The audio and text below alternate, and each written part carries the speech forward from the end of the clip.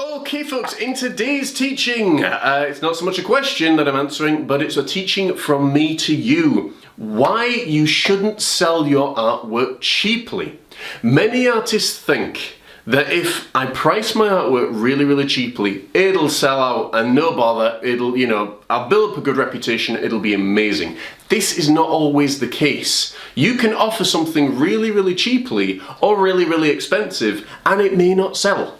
There are three things primarily that you need to be thinking about, and guess what? Price is not one of the main ones. Yes, price comes into it, but it is more to do with the audience, the presentation, and the product that you are selling.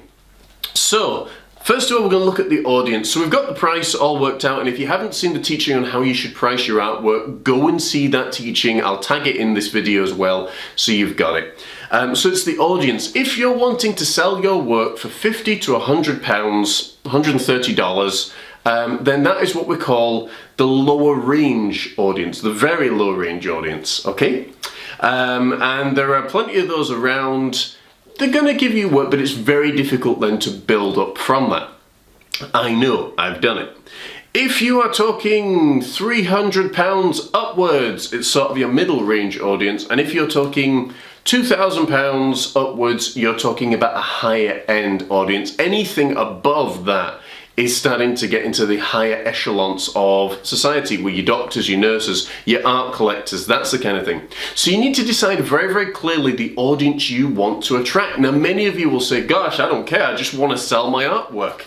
But the problem is, if you are selling a dog painting to cat lovers, they're probably not going to buy. And equally, if you're selling, an Alice Cooper rock star painting to classical musicians, they're probably not going to buy. Do you see why it's so important to actually really figure out who your audience is and why they would buy from you? You sell dog paintings to dog lovers, you sell cat paintings to cat owners, you sell mountainscapes to people that love the mountains. It's relatively simple once you get into this. The product, so this is part number 2. I've got quite a long teaching here, folks, so I want you to, come out with a pen and paper, because I think you're going to need to write some of this down. The product, okay? So, another reason why artwork shouldn't be sold really cheaply. I want you to think about how much you want to earn from your artwork, okay? And if you're saying to me, gosh, John, I'd love to learn, I don't know, $20,000, right? Are you going to do that? And how many paintings would you have to sell in order to earn that $20,000? Now, if you're selling everyone, like a good friend of mine, Mark Grossi, for, I think he's $120, something like that, for 8x10, 12x16 size canvases, how many hundreds and hundreds of paintings would he have to make to sell it at, or to make $20,000, okay? Now, Mark is a dear friend of mine. I enjoy Mark's artwork very well, but I've always said to him, I feel that you underprice your artwork. But Mark has got the market that he knows. He knows it very well. He sells them at school events, he sells them at fairs, he sells them online, and people are sometimes just looking for that cheaper style painting. That is his audience, and any one afternoon he can sell 25 paintings and make, $2,500. He can make more than that. So, and that's if everyone that sells for 100. So that's Mark's audience. He knows that well. For me, that's not my audience. My audience is more into exhibitions, into art fairs, into galleries as well. And I know what my artwork is worth. That is why it's so important to know what you are worth. The third thing, and I will go into that in more detail in another teaching, but not just now. The presentation of your artwork. So, if you are going to present yourself as a businessman, that your artwork is something very precious, it's something very, special and really awesome, then that also has to reflect not only you, but your artwork as well. If you're going to dress in a suit, and you have artwork that looks like it's been made with very cheap materials, it's been scrubbed on, it's been scratched on, unless you're a household name and people are collecting your artwork, that does not bode well for you. Equally, if you dress like a slob, you are going to surprise people, don't get me wrong, if you've got these amazing paintings that look like, The materials alone cost hundreds of thousands of dollars, okay? You're going to surprise people. It doesn't work the other way. So you need to think about your audience and how you're presenting yourself to them. As I've said in live streams, whenever I'm doing these shows, with the exception of the live streams, I'm usually in a shirt. Because why? I'm teaching you business skills. If I turn up in a t-shirt, it sets the wrong tone, it sets the wrong look. And that's why it's so important to understand how to present yourself, how to speak, how to develop things. Now you might say, well, I don't really care what the people think. If you are going to get them to buy from you, you have to start caring. Okay, I know a lot of artists now that'll switch off at this point. It's like, oh, that John Morris, he doesn't know what he's talking about. No, I've only been doing this for 16 years and I make a full-time living doing this. So yes, I do know what I'm talking about. But guys, I just want you to think a little bit. I'm not asking you to change who you are. Just develop it a little bit more. If you are approaching the artistic community, you may dress like Iris Scott, full of paint, full of frills, full of feathers, and go around dancing around here, there, and everywhere. If you're, a John Morris, for example, I work with a lot of artists in Scotland. Scotland is a very, very traditional country, especially the older community. They have been in churches, they have been in women's guilds, they're in the art guilds, they're in the art institutes. They are the people that we're working with, and you've got to think about that when you're communicating with them. I'm not asking you to sell out, but if you want to make a full-time living in this business, you do have to change your approach a little bit for the audience that you're working with. It doesn't mean you can't be you, but it means that you have to really think, hey, if I say this, if I do this, how is this going to be received by somebody else? Anyway. So, think about who you are selling to, think about what you're selling, and what do you both gain from the experience? Now, the client always asks him or herself, what's in it for me? When we do these shows, as soon as I come on, I tell you what the topic is, because then you're either going to click off or you're going to continue watching. I always try my best to answer the questions that you need to know the answers to, like how to price your artwork, like what materials are best for you, like why you shouldn't sell your artwork cheaply, why it's important to set goals, all that kind of stuff, okay? So that's what you've got to be thinking. Always position yourself as the guide and the mentor with your client. Don't position yourself as the hero of the story. And I'll talk about that a little bit more. That's a Donald Miller term. Anyway, point number 2. Why you shouldn't sell your artwork cheaply is this. It kills your business. It kills your brand and it damages the market for everybody. Okay?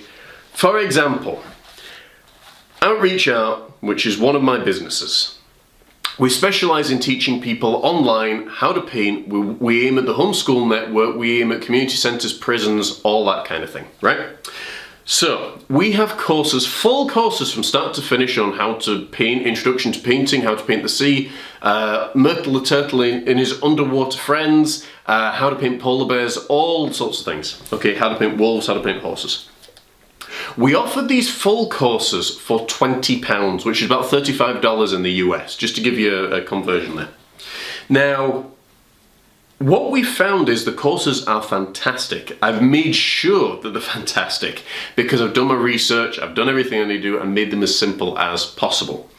But what we find is a course for £20. Now, just side note here, the reason that they're £20 is because I sat down and thought, okay, for each course it takes me about 4 lessons with students that come to my studio and paint. So that's about £80 that they would pay, okay? And I supply the materials, I do everything like that. And I open my studio to them. With this, they're supplying the materials and they are literally buying it online, downloading and painting it. I have very little to do at that point unless they get into trouble and need support. There was another lady that came on around the same time and saw what we were doing. She said, oh, well, I'm offering painting courses for £10. And guess what? I'm going to give a reduction of 50% to anybody that comes on right now. And she's still got that reduction going on. So she's selling her courses for £5. My granny used to have a phrase that the dearest thing is actually cheapest in the end. Do you see where I'm going with this, folks? I looked on her website because a member of my staff sent it to me, and I've got to be honest, the courses look like trash. They looked like they were only worth £5. They were so cheaply put together. They were done on a phone that wasn't particularly clear. The pictures of the finished paintings looked like childish scribbles. It wasn't professionally done, but what has that done? We've now taken our product and said, right, okay, we can't work. If the homeschool network, and don't get me wrong, I totally understand, the homeschool network and parents are looking for things as cheap as possible because they have got a limited budget. I get it, there's so many things to think about, but for high quality materials, for high quality teaching, you have to pay that little bit extra, but you know then at least you are getting great teaching, you're getting great guidance, and the support is there if you get stuck. The lady that's doing this, I'm not convinced, let's put it that way, that many students are going to come out of this and be like, oh yeah, that was great, I absolutely love this. You know, it doesn't teach the techniques as far as I'm aware, it just doesn't look good, it's not a good presentation, but that's fine, we can take our market and work elsewhere. That's just giving you one example. When people are saying, I'm just going to give you another one, that's regarding teaching materials, because I know some of you guys are teaching. Regarding paintings, oh, here we go. I have had a lady approach me, and I'm just giving personal stories here. I've had a lady approach me in the last couple of years that wanted me to paint a picture of a horse for her. So I gave her our figure. I said, this is what we charge. She said, oh, that's really expensive. I was like, well, it's made with highest quality materials, it's varnished, it comes ready to hang, all that kind of stuff. It actually isn't that expensive, just saying, for custom made artwork. She said, there's a lady down the road from me that makes these for £20. And she sent me a photo of this lady's work, apparently.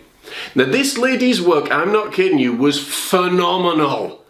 Absolutely insane, really good. I would even go as far to say far better than my work, which makes me suspicious, because if she's selling them for £20, my question is why? If you're that good, you should be in a gallery. Now maybe this lady, maybe she's a bit older, maybe she's a bit younger, didn't understand the business sense, maybe just wanted to make a few pounds here and there. But if you've got talent like that, she's someone I would love to coach, because it's an easy sell. But what does that do? That damages the market for everybody else, because then that person says, well, I can go and get this artwork here much cheaper. You want to know my response to that? I was like, if you can get that for £20, go for it, because I ain't even going to try to match it, okay? It wouldn't even cover my costs to try and match it. But here's the thing. What they don't realise is, yes, you can get someone else to paint it. It may be an unknown artist, it may be someone that can do a very nice job, and if you're just looking for a painting, that's fine. But what that lady was actually looking for was a John Morris Art from the Heart painting. We've built up enough rapport over the last 16 years, and this is wonderful when people say this, I don't care what it costs, I want you to be the one to paint it. Because I trust you. See, you're building up trust now with your audience, that's also really important.